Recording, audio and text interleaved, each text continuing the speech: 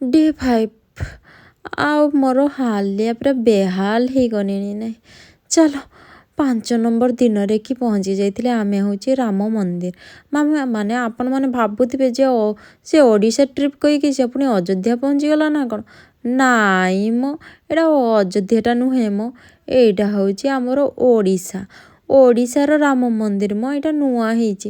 ଆଉ ଜଣେଇବ ନା, ଏଇଟା କିଏ ଆସିଛ ଟିକେ ମୋତେ ଜଣାଉଥିବ। ଏଇଟା ନୂଆ ହେଇଛି ନୟାଗଡ଼ରେ କି। ଆମର ଭିଡ଼ିଓଗୁলো ଯଦି ତମମାନଙ୍କୁ ଯଦି ଭଲ ଲାଗୁଥିବ ତାହେଲେ ନିହାତି ପରେ ମୋତେ ସବସ୍କ୍ରାଇବ୍ କରିନେବ। ତ ଏ ଜାଗାକୁ କିଏ ଆସିଛ ଟିକେ କମେଣ୍ଟରେ ଜଣେଇବ ନା ମୋତେ।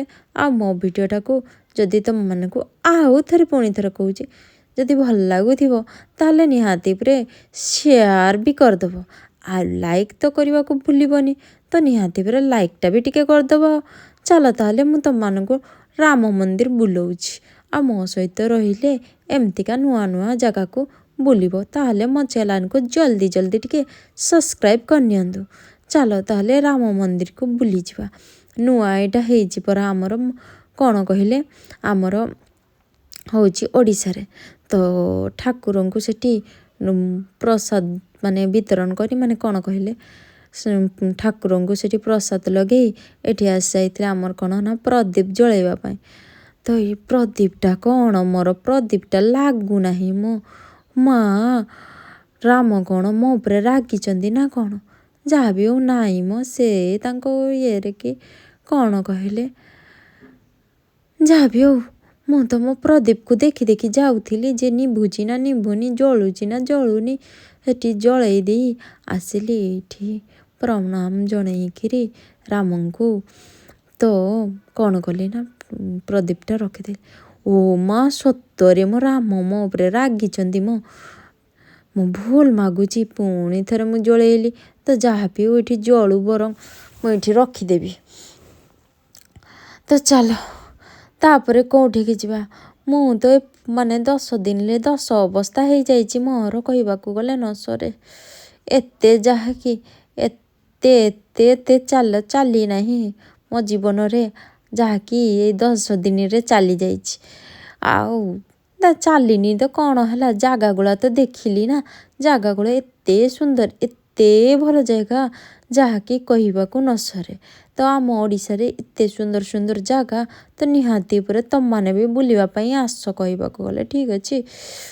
ତ ଚାଲ ମୁଁ ତମମାନଙ୍କୁ ଦେଖଉଛି, କ'ଣ କହିଲ ନା, ଏ ଆମର ନୂଆ ରାମ ମନ୍ଦିର ଯେଉଁ ହେଇଛି, ଦ୍ୱିତୀୟ ଅଯୋଧ୍ୟା ରାମ ମନ୍ଦିର ଏଟାକୁ କୁହାଯାଏ। ତ ସେଇଟା ମୁଁ ବୁଲେଇ ନେଉଛି।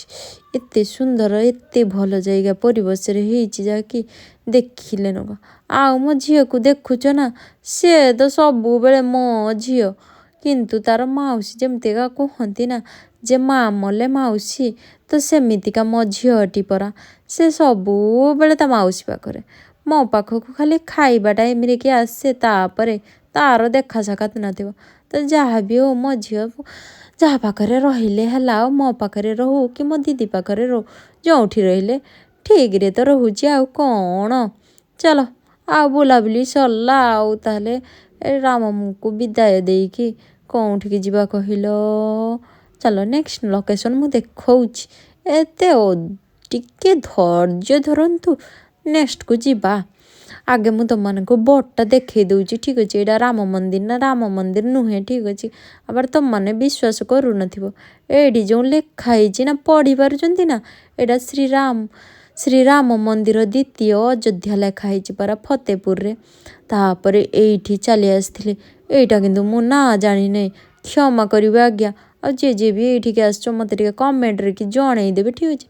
ତ ତାହେଲେ ଠିକ୍ ଅଛି, ତାହେଲେ ଏଇଠି ମୋର ବ୍ଲଗ୍ଟିକୁ ମୁଁ ରଖୁଛି। ନେକ୍ସଟ ଦେଖା ହବ ପୁଣି। ଟାଟା, ସିଉ।